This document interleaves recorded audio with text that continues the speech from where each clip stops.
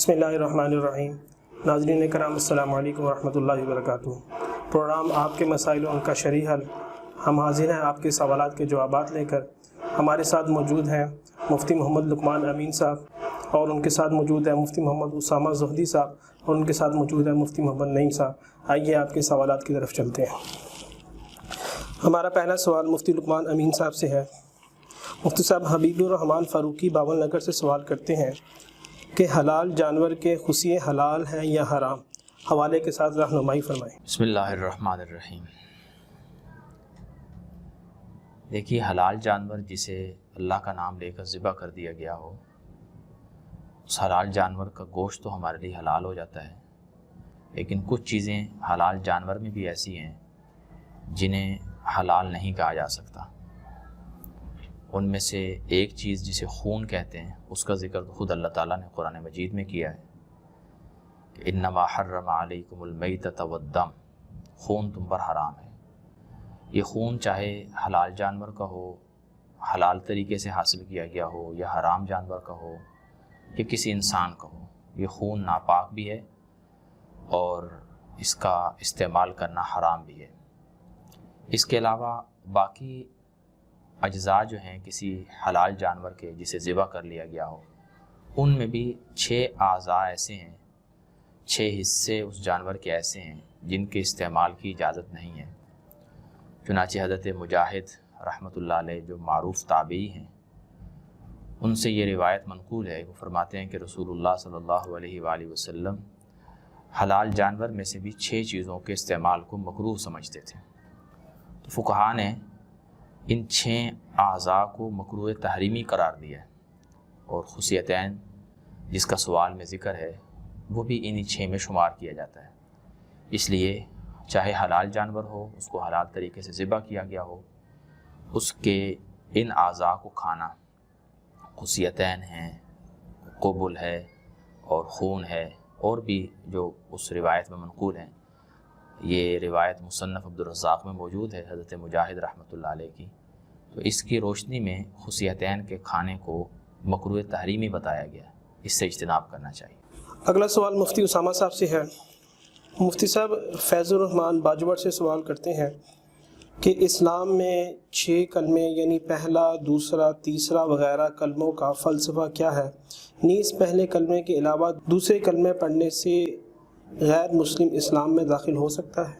بسم اللہ الرحمن الرحیم۔ یہ جو 6 کلمات ہیں، 6 کلمے ہیں، ان میں عقائد کا بیان ہے۔ مثلا پہلا کلمہ ہے، اس میں توحید و رسالت کا بیان ہے۔ دوسرا کلمہ ہے تو اس میں توحید و رسالت کی شہادت کا بیان ہے، اور تیسرے کلمے کے اندر تسبیح و تحمید کا بیان ہے۔ چہارم کلمے میں توحید کا بیان ہے، اور 5ویں کلمے میں بندہ اقرار کرتا ہے اپنے مالک کے سامنے کہ میں خطا کار ہوں، گناہ گار ہوں، سیاہ کار ہوں، اللہ میرے گناہوں کو معاف فرما۔ اور ساتھ بندے کو یہ بھی بتایا گیا کہ آپ نے جو گناہ لوگوں کے سامنے کیے وہ بھی اللہ کے علم میں ہے، اور جو گناہ آپ نے بند کمرے میں کیے وہ بھی اللہ کے علم میں ہے۔ اللہ کی ذات ستار العیوب بھی ہے اور علام الغیوب بھی ہے۔ اور جو 6واں کلمہ ہے، اس میں رد کفر ہے، یعنی کفر سے بیزاری کا اعلان ہے، اور شرک سے اور گناہوں سے بیزاری کا اعلان ہے۔ دوسری بات یہ ہے ان کلموں کی ثبوت کے بارے میں، تو ان میں سے ابتدائی جو 4 کلمے ہیں، یہ تو بعین ہی احادیث میں موجود ہے، ان کے کلمات احادیث میں موجود ہے۔ اور باقی جو 2 کلمے ہیں، 5واں کلمہ اور 6واں کلمہ، یہ مختلف احادیث میں سے، مختلف ادعیہ میں سے ان کے متفرق کلمات کو یکجا کر کے ترتیب دے کر ان 2 کلموں کو تیار کیا گیا۔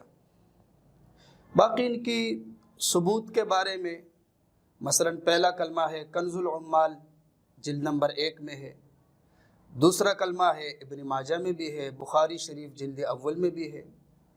تیسرا کلمہ مصنف ابن ابی شیبہ جلد نمبر 6 میں ہے، اور 4واں کلمہ مصنف ابن ابی شیبہ جلد نمبر 3 میں ہے، اور باقی جو 2 کلمے ہیں ان کو مختلف احادیث میں سے مختلف ادعیہ کے متفرق کلمات کو جمع کر کے تو انہیں بنایا گیا۔ اب یہ بات رہ گئی کہ ان کو ترتیب دینے کی کیا ضرورت تھی۔ اب دیکھیں حدیث کے اندر ان کے نام نہیں ہے کہ پہلا کلمہ طیب اور دوسرا کلمہ شہادت اور تیسرا کلمہ جو ہے تمجید، تو اس طرح کے نام نہیں ہیں، بلکہ احادیث میں صرف ان کے فضائل ہے کہ یہ جملہ جو پڑھے گا اس کو یہ ثواب ملے گا، یہ اس کی فضیلت ہے۔ تو علماء نے ان کو جمع کیا اس نیت سے کہ مختلف احادیث میں یہ کلمات بکھرے ہوئے ہیں تو ان سے پڑھنا ذرا مشکل ہے۔ اگر ان کو جمع کیا جائے اور جمع کر کے ان کو جو ہے ایک ترتیب سے ذکر کیا جائے تو پڑھنے والے کے لیے بھی آسانی ہوگی، ایک بات تو یہ ہے، اور اس کو ثواب بھی ملے گا اور فضیلت بھی مل جائے گی۔ باقی تو احادیث کے اندر یہ مختلف احادیث کے اندر جو ہے ان کے الفاظ موجود ہے۔ دوسری بات یہ ہے کہ ایمان کے بارے میں تو مسلمان اور مومن تو وہ ہوتا ہے بندہ جو ایمان قبول کرتا ہے، اس کے لیے ضروری ہے کہ توحید پر اس کا ایمان ہو، رسالت پر ایمان ہو، یوم آخرت پر ایمان ہو، فرشتوں پر ایمان ہو، کتابوں پر ایمان ہو اور اچھی بری تقدیر پر ایمان ہو۔ تو ان کلمات کے اندر یہی بیان ہے، ان کلموں کے اندر یہی بیان ہے۔ پہلے کلمے کے اندر جیسے کہ توحید اور رسالت کا بیان ہے تو ان کے اندر یہی بیان ہے۔ اب ظاہر بات ہے ایمان قبول کرنے کے لیے یہ تمام باتیں ضروری ہیں۔ اب پہلا کلمہ اگر ایک بندہ پڑھتا ہے لا الہ الا اللہ محمد الرسول اللہ، توحید اور رسالت پر تو اس کا ایمان آ گیا، لیکن اگر باقی یوم آخرت کا انکار کرتا ہے یا کسی اور جز کا انکار کرتا ہے تو وہ مسلمان نہیں ہو سکتا۔ تو ایمان کے لیے تو یہ باتیں مفتی صاحب جو انہوں نے سوال کیا تھا کہ کوئی بندہ غیر مسلم ہو وہ صرف پہلا کلمہ پڑھ کے ہی مسلمان ہو سکتا ہے یا کوئی بھی کلمہ پہلا کلمہ پڑھا کر بھی وہ مسلمان ہو سکتا ہے، دوسرا کلمہ پڑھا کر پھر بھی وہ مسلمان ہو سکتا ہے، لیکن اس کے ساتھ وہ شرک اور کفر سے بیزاری کا اعلان بھی کرے گا۔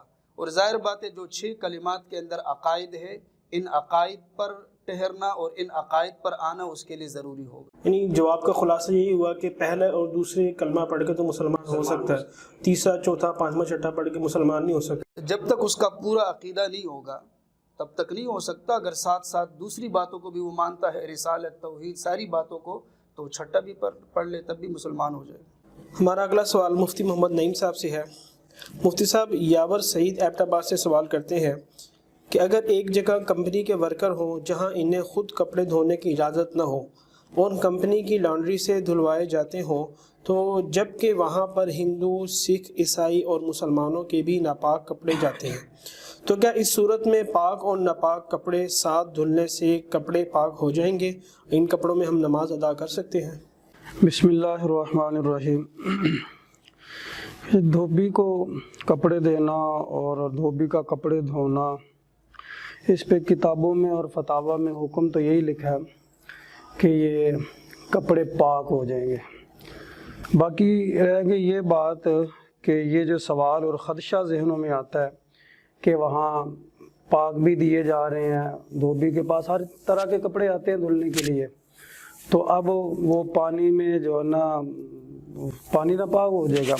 تو اس میں دھوبیوں کا جو طریقہ کار ہوتا ہے نا، وہ اس کو الگ سے پانی میں کپڑوں کو صاف پانی میں ڈالتے ہیں نکالنے کے بعد، اور کوئی کیمیکل بھی لگاتے ہیں اور پیٹرول وغیرہ بھی کپڑوں کو صاف کرنے کے لیے یہ لوگ استعمال کرتے ہیں۔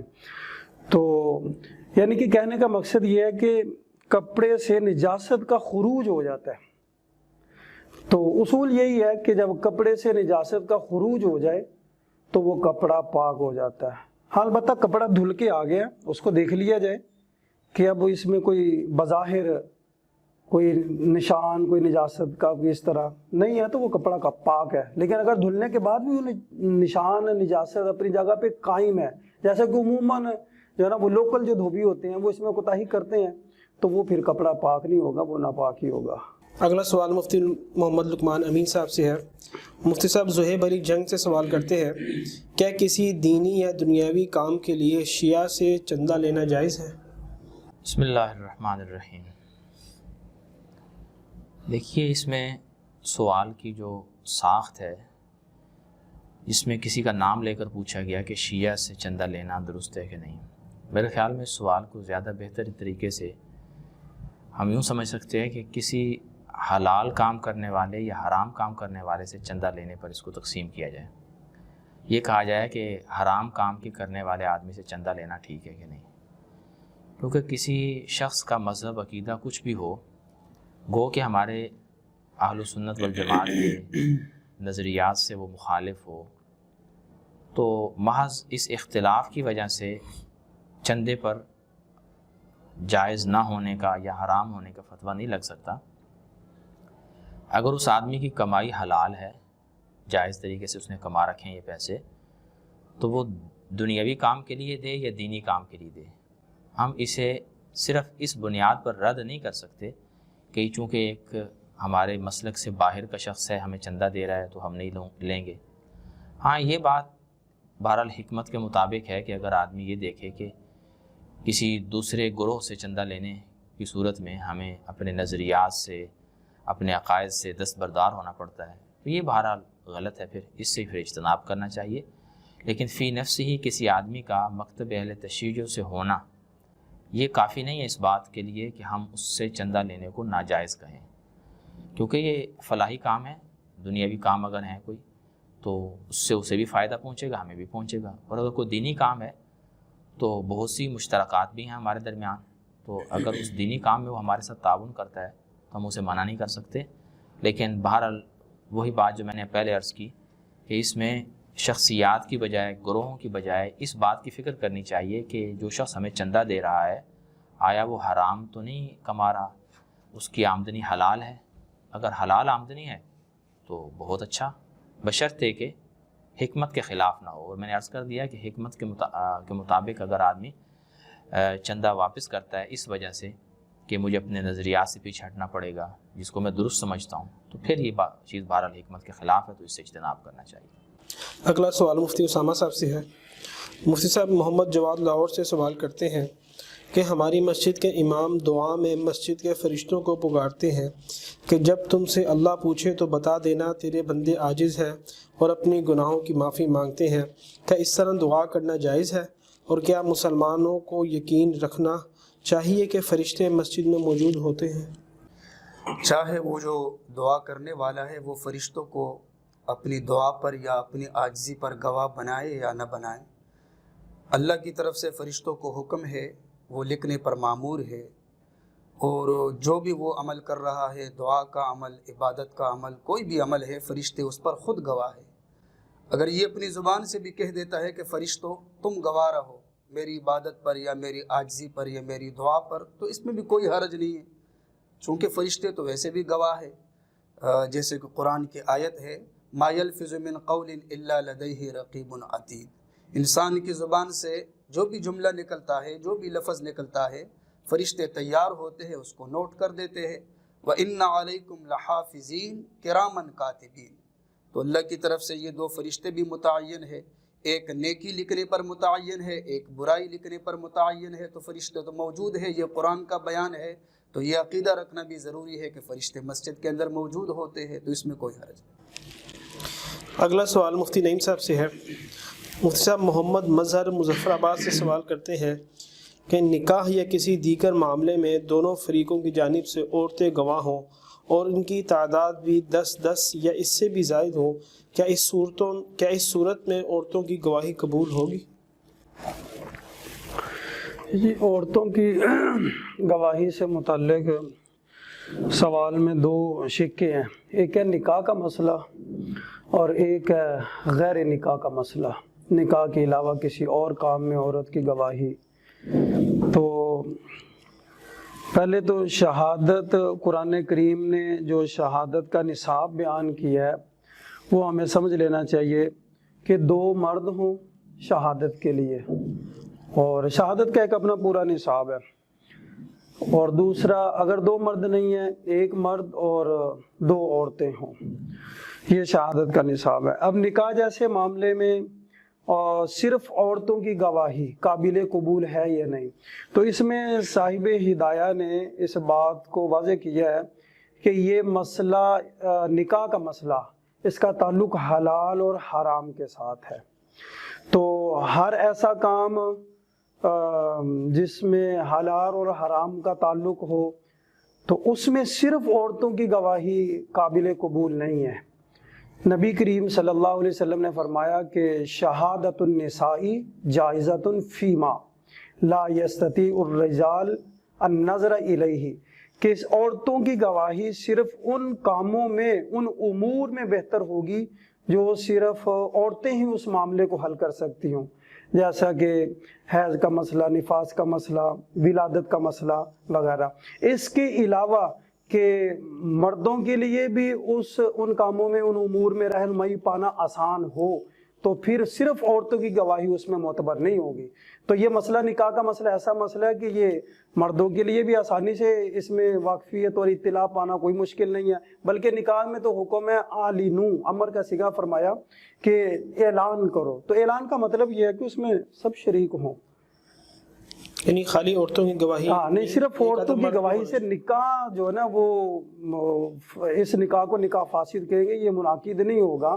ہاں البتہ کوئی دیگر کوئی اس کے علاوہ کوئی مسئلہ ہے، جیسا کہ میں نے کہا حیض کا مسئلہ، نفاس، ولادت وغیرہ کا، اس میں عورتوں کی گواہی، بعض مسائل ایسے ہیں کہ اس میں صرف ایک عورت کی گواہی بھی قابل قبول ہو جاتی ہے۔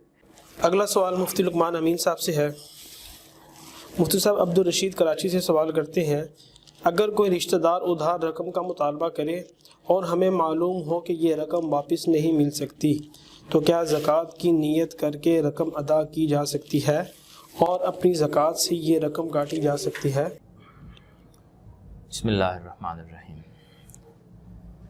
دیکھیں جی، اس میں جو سوال پوچھا ہے وہ رشتہ دار کی حیثیت سے پوچھا ہے کہ کسی رشتہ دار نے قرض کا تقاضا کیا اور ہمیں یہ غالب گمان ہے کہ واپس نہیں کرے گا، تو کیا زکوٰۃ دی جا سکتی ہے اس کو؟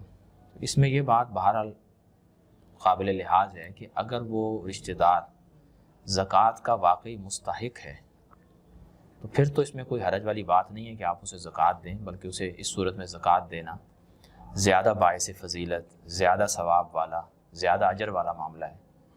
اور اگر وہ شخص مستحق زکوٰۃ نہیں ہے، محض آپ اس کو اپنی رشتہ داری کی بنیاد پر چاہتے ہیں کہ اسے زکوٰۃ دے دیں کہ آپ کا ایک بھرم بھی رہ جائے، تعلق بھی رہے، تو یہ آپ کی زکوٰۃ ادا نہیں ہوگی۔ ایسی صورت میں آپ کو قرض ہی ادا دینا ہے اور قرض ہی لینا ہے۔ تو زکوٰۃ کی رقم اس صورت میں ادا ہوگی جب آپ کا رشتہ دار واقعتاً مستحق زکوٰۃ ہوگا اور آپ سے قرض کا تقاضا کر رہا تھا، آپ نے اس کی حالت دیکھ کر اسے زکوٰۃ کی رقم تھما دی، اگرچہ اسے بتانا ضروری نہیں ہے، اور آپ نے اس کو دے دی اور دوبارہ تقاضا نہیں کیا، تو اس صورت میں تو آپ کا قرض ادا ہو جائے گا اور بصورت دیگر قرض ادا نہیں ہوتا۔ اگلا سوال مفتی محمد اسامہ صاحب سے ہے۔ مفتی صاحب عبدالرحمن پشاور سے سوال کرتے ہیں کہ جائیداد کے حوالے سے جواب مطلوب ہے۔ باپ کے انتقال کے بعد والدہ یعنی مرحوم کی اہلیہ 4 بیٹے 2 بیٹیاں حیات تھیں۔ کسی بات کی وجہ سے والدہ نے سب بیٹوں کو بٹھا کر ایک بیٹے کے بارے میں کہا کہ اس کو جائیداد سے بے دخل کرتی ہو۔ اب بے دخل کیا گیا بیٹا اور والدہ دونوں حیات نہیں ہیں۔ اب جب جائیداد کا بٹوارا کیا جا رہا ہے تو جس بیٹے کو بے دخل کیا تھا اس کی فیملی کو حصہ نہیں دیا جا رہا، بلکہ دوسرے بھائیوں کے بقول والد نے بھی بے دخل کیا تھا، جبکہ والد نے براہ راست ایسا کبھی نہیں کہا۔ کیا ایسی صورت میں یتیموں کا حق نہیں مارا جا رہا؟ آپ سے شریعت کی روشنی میں رہنمائی مطلوب ہے۔ آج کل جس وارث کو بھی میراث سے محروم کیا جاتا ہے اس کی 2 صورتیں ہوتی ہیں۔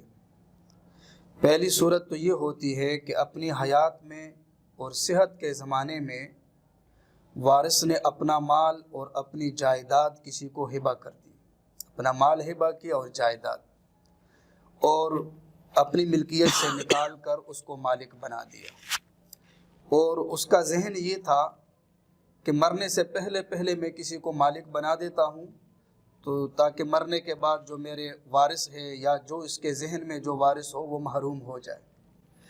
تو ایسی صورت میں وہ شخص جب مر جاتا ہے تو اس کے وارثین کو اس کے مال میں سے کچھ بھی نہیں ملتا۔ اس کی وجہ یہ ہوتی ہے کہ اس نے تو اپنی حیات میں، اپنی زندگی میں اپنا سارا مال ہبہ کر دیا یا کسی کو ملکیتاً دے دیا، تو اب تو اس کی وراثت میں کچھ بھی نہ رہا۔ عام طور پر وارث کو محروم کرنے کے لیے ایسا کیا جاتا ہے، جبکہ حدیث کے اندر اس پر وعید بھی موجود ہے اور بہت بڑا گناہ بھی ہے یہ۔ لیکن بعض علماء نے یہاں پر یہ بھی لکھا ہے کہ اگر وارث اس کو تنگ کرے، نافرمانی کرے، اور وارث کی ایذاؤں سے وہ تنگ ہو جائے اور وہ ایسی حرکت کرے تو امید ہے کہ معاف ہو جائے گا، اس کی پکڑ نہیں ہوگی۔ دوسری صورت محروم کرنے کی یہ ہوتی ہے کہ مرنے والا شخص مرنے سے کچھ عرصہ پہلے ایک تحریر لکھ کر سب کو گواہ بناتا ہے کہ میرے 4 بیٹوں میں سے یا 2 بیٹوں میں سے فلاں بیٹا وہ میری میراث میں اس کا کوئی حصہ نہیں ہوگا، اس کو میں محروم کر دیتا ہوں، اور سب سے دستخط بھی لے لیتا ہے اور سب کو گواہ بھی بنا لیتا ہے۔ تو یہ بالکل فضول ہے، اس کے مرنے کے بعد اس کو پورا حصہ ملے گا اور اس طرح کوئی بھی جائیداد سے محروم نہیں ہوتا۔ تو جو آپ نے ابھی یہ سوال پڑھا ہے اس کے اندر تقریباً یہی صورت ہے، تو یہ شخص جو ہے یہ میراث سے محروم نہیں ہوگا، یہ خود تو نہیں ہے، اس کی اولاد ہے، بہرحال تو اولاد پر اس کی میراث تقسیم ہوگی۔ اگلا سوال مفتی محمد نعیم صاحب سے ہے۔ مشتاق محمد لاہور سے سوال کرتے ہیں، کیا فجر کے بعد سونا منع ہے اور کیا اس سے رزق میں کمی واقع ہوتی ہے؟